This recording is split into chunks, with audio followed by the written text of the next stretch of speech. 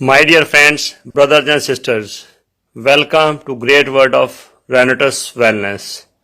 मैं doctor Jasbir Singh, BMS MD alternative medicine Chandigarh. आज हम बात करेंगे रेनिटिस नोवा प्रोडक्ट के बारे में और स्पेसिफिकली डायबिटीज में और हार्ट प्रॉब्लम में और बॉडी पेन्स में ये कैसे काम करता है। मेरे को स्टडी करने का बहुत शौक है। मैंने BCom, MA economics, LLB, CAB की थी जब मैं बैंक में था। 20 साल की बैंक की जॉब के बाद 97 में मैंने रिटायरमेंट ले ली थी। मेरे को बैंक के दरमियान ही 4-5 साल से हाई BP रहता था और बीच में कभी कभी डायबिटीज भी हो जाती थी। 99 में मेरे को हार्ट प्रॉब्लम हो गई और PGI ने मेरे को स्टंट डालने के लिए बोल दिया। मैंने बजाय स्टंट डालने के अल्टरनेटिव सिस्टम स्टडी करने की कोशिश की। वर्ल्ड के टॉप के डॉक्टरों साइंटिस्टों से ट्रेनिंग लेने का अवसर मिला। उन्होंने बताया कि हमारे बॉडी का जो सेलुलर सिस्टम है, अगर वो सही हो जाए तो आपको बीमारी ठीक हो सकती है।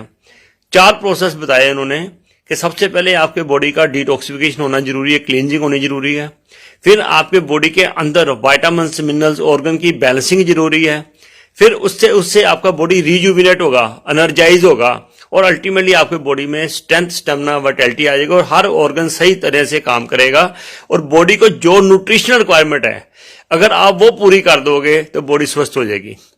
आयुर्वेदा ये कहता है कि हमारे शरीर को स्वस्थ रहने के लिए 80% एल्कलाइन भोजन चाहिए और 20% एसिडिक भोजन चाहिए।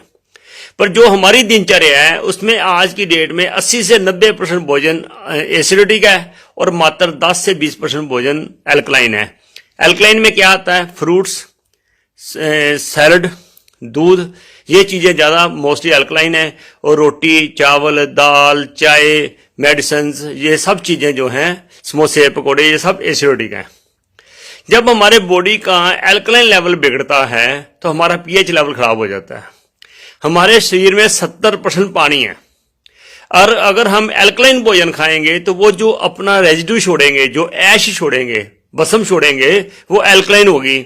और वो एल्कलाइन जो ऐश है वो हमारे ब्लड में मिक्स होकर हमारी सारी आंतड़ियों को साफ करेगी, ब्लड वेसल्स को, कैपिलरी को साफ करेगी।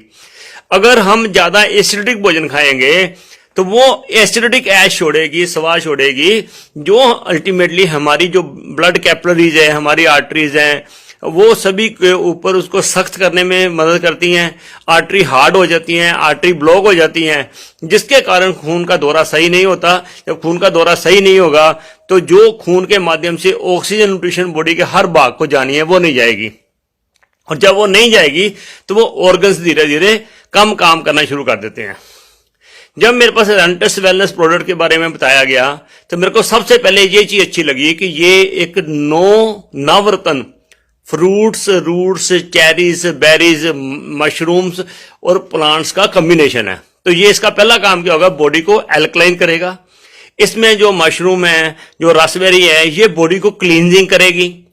और जो इसमें विटामिन्स, मिनरल्स हैं, रूट्स हैं, जिंक्सिंग्स हैं, सिगड़ू है जिसे मोरिंगा कहते हैं, मैंगोस्टीन है, ये बॉडी के अंदर जो न्यूट्रिशन डेफिशिएंसी को बैलेंस करके रिजुविनेट करेगी।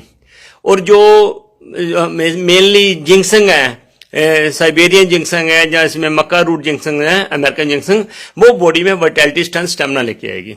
तो इसमें 9 चीजें हैं। सबसे पहले मैंगोस्टीन, फिर मक्का रूट्स, इसे अमेरिकन जिंक्सिंग कहते हैं, फिर साइबेरियन जिंक्सिंग, एल्डरबेरी, रास्पबेरी, सोर चेरी, ब्लैकेंड बेरीज, मशरूम जिसे गायनोडर्मा कहते हैं, और सिगड़ू जिसे मोरिंगा भी कहते हैं और सुहांजना या सहजना भी कहते हैं। ये 9 चीजों का कॉम्बिनेशन है।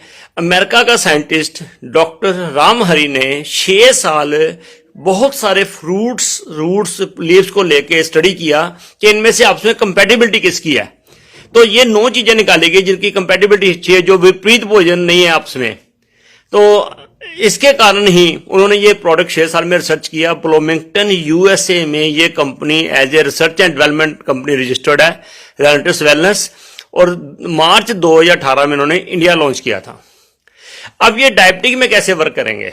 डायबिटीज होती क्यों है? हमारे बॉडी में एक मेटाबॉलिक सिंड्रोम होता है जिसे कहते हैं।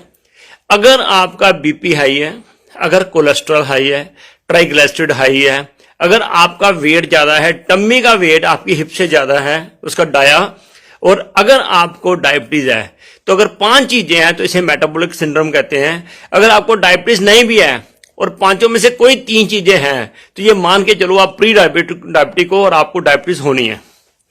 जब मेटाबॉलिक सिंड्रोम होगा तो आपकी ये चीजें अल्टीमेटली आपके डिफरेंट ऑर्गन के इफेक्ट करेंगी, जैसे किडनी के ऊपर, लिवर के ऊपर, ब्रेन के ऊपर, हार्ट के ऊपर, टंग्स के ऊपर, आइज के ऊपर, हर ऑर्गन पे इफेक्ट करेंगी।